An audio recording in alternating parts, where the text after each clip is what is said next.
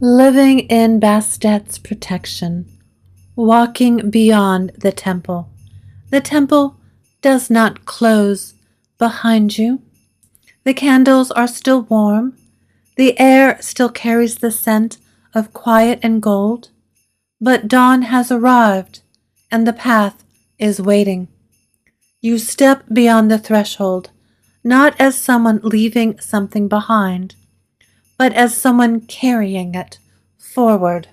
This is the part the old stories rarely linger on. What happens after the prayer, after the offering, after the long night of remembering? What happens when the body must return to the world of streets and conversations, of labor and weather, of ordinary hours that still hold their ache and beauty? Bastet does not remain in the temple. She walks beside you, not above you, not behind you, at your side. Her presence is not bound to stone or incense. It lives in breath and boundary, in the steady knowing of the body that is no longer unguarded. You feel her in the way your shoulders settle as the morning air touches your skin, in the way your steps find their rhythm, in the quiet certainty that whatever the day brings, you will not meet it alone. This is the promise. Protection is portable. It does not require walls or altars. It does not dissolve when you cross a street or open a door. It moves with you, stitched into your nervous system, carried in the invisible architecture of the self. The world has not become gentler overnight. The noise still rises. The weather still changes. Grief and effort still walk their familiar routes. But something has shifted. You are walking differently now. The body knows how to return to its center. The heart knows where its edges are. The breath no longer belongs to the world's urgency alone. This is what it means to live under guardianship. Not to withdraw from life, but to meet it without losing yourself. To carry the temple into every conversation, every task, every moment of decision. To walk the ordinary world with sacred eyes, seeing not only what demands you, but what sustains you. And Bastet remains close, not as a distant deity, but as a presence woven into your steps, steady and unhurried, as the light of morning itself. The path is open. You are ready to walk it. What it means to live under her watch. To live under Bastet's watch is not to believe in protection. It is to experience it. Her guardianship is not an idea or a philosophy.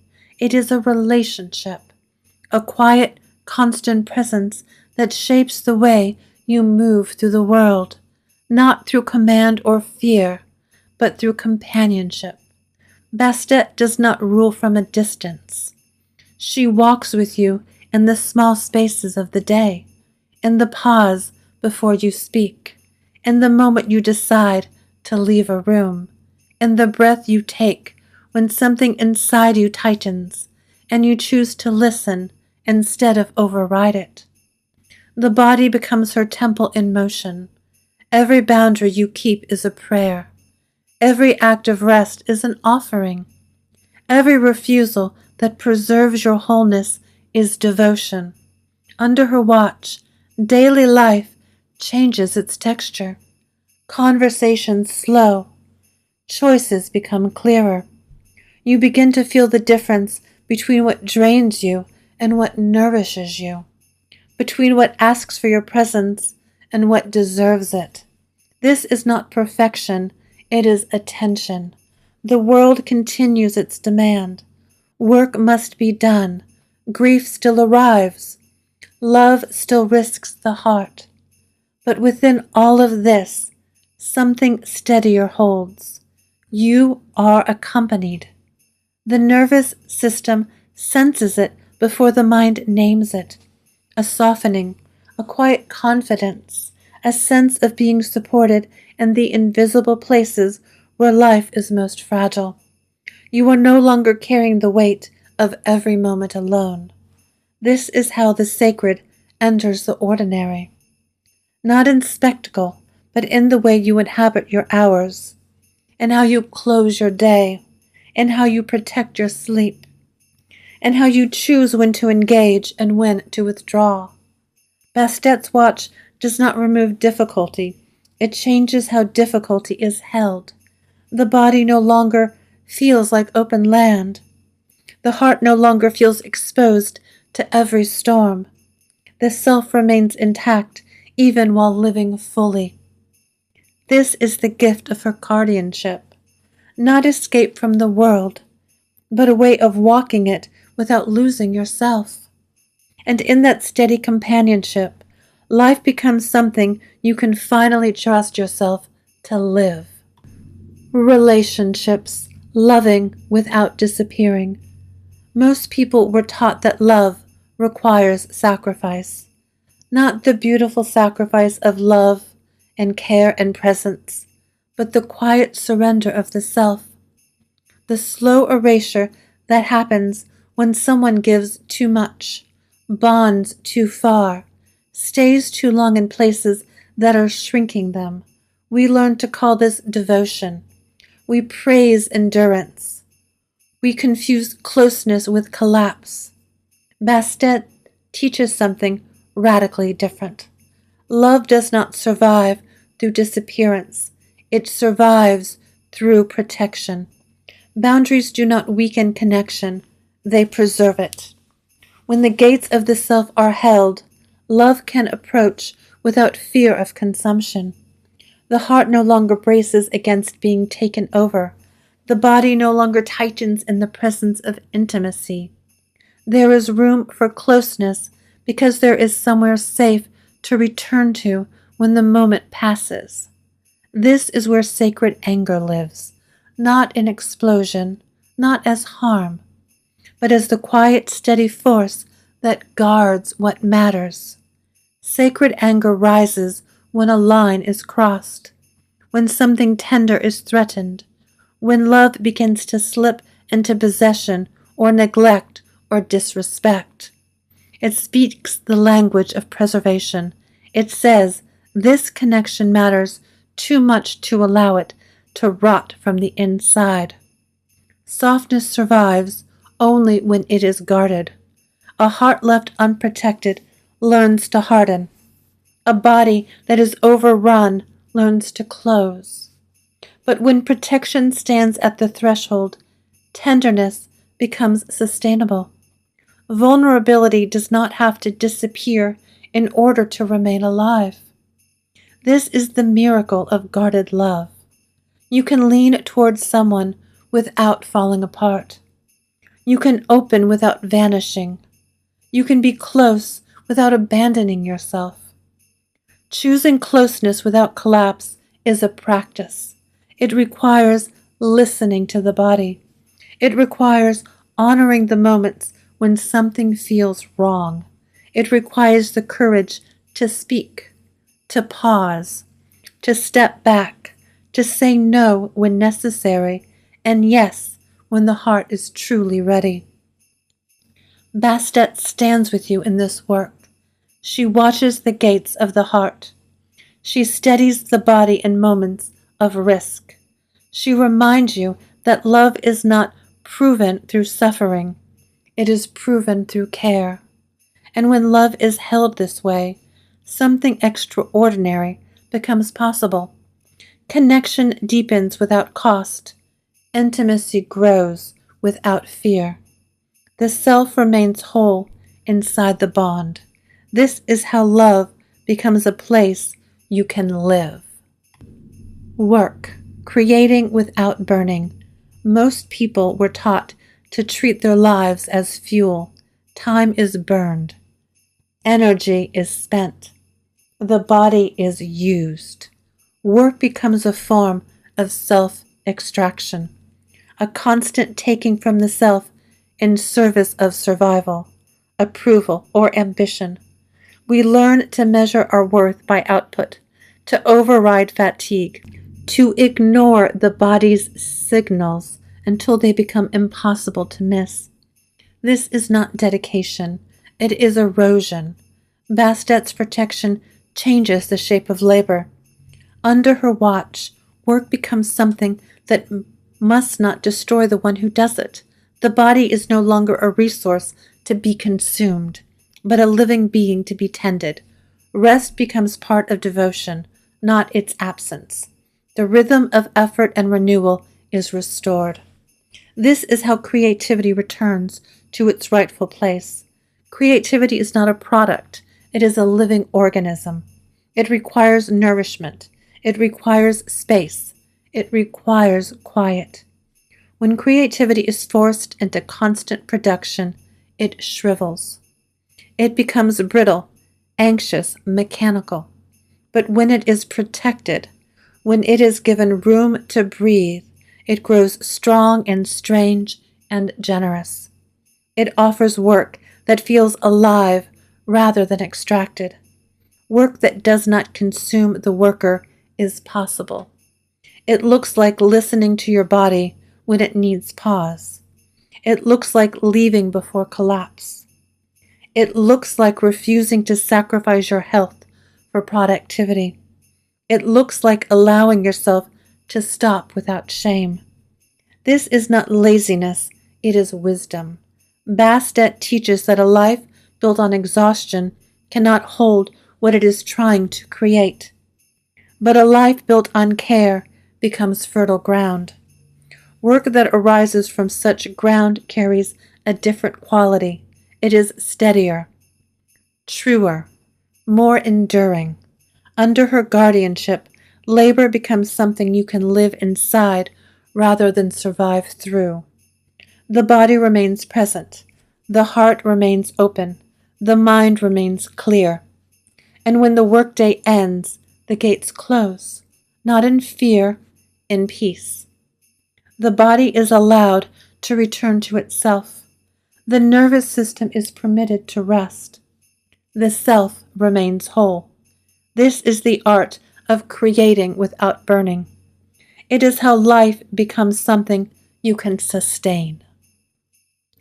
Creativity, building from wholeness. Creativity was never meant to be driven by fear. Not the fear of failing, not the fear of being forgotten, not the fear of not being enough. When creation arises from fear, it becomes frantic. It chases approval. It rushes toward completion. It produces work that is brittle, thin and heavy with strain. The joy that once lived at its center slowly disappears. Bastet offers a different origin. Creativity grows best in safety. When the nervous system is calm, the mind becomes spacious. Ideas wander without being chased. Imagination opens its doors. The world begins to breathe. This is why pleasure matters. Pleasure is not distraction from creation. It is fuel for it. When the body feels good, when the senses are nourished, when the heart is steady, the creative current flows more freely. Music, beauty, scent, touch, laughter, quiet moments of rest. These are not indulgences stolen from productivity. They are the soil in which inspiration takes root. The muse does not live in urgency. She lives in the nervous system. She appears when the body feels safe enough to play, to explore, to listen. She arrives when the mind is not braced against danger or demand. She cannot thrive in a climate of constant pressure. This is why boundaries protect imagination. When you guard your time, your energy, your attention, you are not limiting creativity. You are giving it a home. You are protecting the fragile, luminous space where ideas are born, Without boundaries, creativity is invaded by noise, obligation, and exhaustion. With them, it grows strong and strange and alive. Under Bastet's watch, creative life becomes sacred flow. It is not forced. It is not frantic. It is not built on depletion. It arises from wholeness. You work when the body is ready. You stop when it is not. You tend the rhythms of your life as carefully as you tend your projects. This is not an efficiency, it is devotion. And from this devotion, something enduring is made, something that carries the mark of being alive, something that did not cost the maker their health, their peace, or their soul. This is the art of building from wholeness. It is how the sacred enters what you create. Grief, carrying loss without losing yourself. Grief changes the shape of everything. It does not ask permission. It does not follow schedules. It arrives and rearranges the inner world without warning. In the old stories, Bastet was not only the guardian of life, but of mourning. She watched over the quiet hours when the world feels too heavy to hold. She kept company with those who sat beside loss and did not know how to stand again. She understood that grief is not meant to be endured alone. The body becomes the vessel of sorrow. The chest tightens, the throat aches, the body stutters. Memory rises like tide. This is not weakness. It is the body doing the sacred work of carrying what the mind cannot contain. Protection does not remove grief. It holds it. Bastet's presence allows sorrow to exist without destroying the one who bears it. She creates a boundary around the pain so it may be felt fully without spilling everywhere. The body remains intact even as the heart breaks. There is sacred anger in grief, not rage at the world, but the fierce refusal to let loss erase what mattered. Sacred anger says, this life was real. This love was real. This wound deserves care. It guards the memory from being dismissed or forgotten. And slowly, gently, life begins to return. Not because the loss has disappeared, but because the body has learned how to hold it. Breath becomes steadier. The days stretch forward again. The heart, though altered, finds room for light. Bastet remains at the threshold of this becoming. She keeps watch as you gather the fragments of yourself. She stands beside you as you learn how to live again with what you have lost. Grief does not vanish, but it no longer owns the whole horizon. And that is how sorrow becomes something you can carry, without losing yourself along the way. Rest, returning to the inner temple daily. Each day asks for an ending, not a collapse, not an exhaustion, but a closing. In the old temples, evening was sacred. The doors were drawn shut. The lamps were lowered. The world was released until morning. This was not retreat. It was renewal. Your body remembers this rhythm. When you close the gates each night, you are not abandoning life. You are completing it. You are allowing the nervous system to step out of vigilance and into its deeper work. Muscles loosen. Breath deepens. The heart releases the weight of the hours it has carried. This is how the inner temple stays whole. These are small rituals of ending. A room dimmed, a screen turned dark, a few moments of stillness before sleep. These gestures may seem ordinary, but they speak to the body in a language it understands. You are safe now. Sleep is not absence, it is a guardianship. While the body rests, Bastet keeps watch. The world remains outside the gate. The nervous system, held in her quiet presence, learns how to descend into trust. Dreams move through the inner chambers. The mind repairs itself. The heart loosens its long grip. When morning returns, you rise not from collapse, but from renewal. This is the rhythm of a life lived under protection. Not urgency, not endless arriving, but movement and rest, opening and closing, giving and returning. When you honor this rhythm, the days stop tearing at the body. They begin to support it. The nervous system grows steadier. The heart learns to live without rushing its own healing. And each night, when you return to the inner temple, Bastet is already there, waiting, keeping the silence safe. The weaving, how it all holds together. There is a moment when the teachings stop being ideas and become a way of being. This is that moment. Sacred anger, pleasure, boundaries, and safety are not separate practices. They are the threads of one living fabric. Each one strengthens the others. Each one makes the whole possible. Sacred anger teaches you where the edges are. Boundaries give these edges form. Safety allows the body to rest within them. Pleasure reminds the soul why this life is worth protecting. Together, they become a way of walking in the world. Not armored, not withdrawn, but held.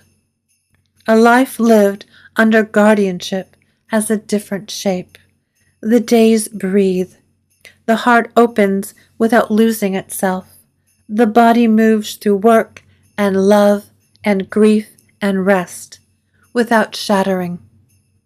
There is steadiness beneath the movement, a quiet authority in the choices you make. You begin to recognize yourself, not the self that was always exhausted, not the self that survived by overgiving, not the self that believed collapse was the cost of living, but the self who knows where they end and the world begins, the self who rests without guilt, the self who loves without vanishing, the self who walks with Bastet's watchful presence woven into their breath. This is the weaving, and once it begins, it does not leave you. Walking the world changed. Now you return to your life, not as someone who has finished a lesson, but as someone who has become something new. Bastet walks beside you, not in thunder, not in spectacle, in the quiet of your steps, in the steadiness of your breath, in the knowing that your body is your own. You are sovereign, you are guarded, you are alive. The world will continue to ask for you, but you will answer from wholeness now, not from depletion. And when the day grows heavy, when the night stretches long, when you forget for a moment what you have learned, she will still be there, at your side, at the gate, keeping watch. So walk the world changed, with peace in your chest, with strength in your spine, with quiet joy in your hands. The temple goes with you.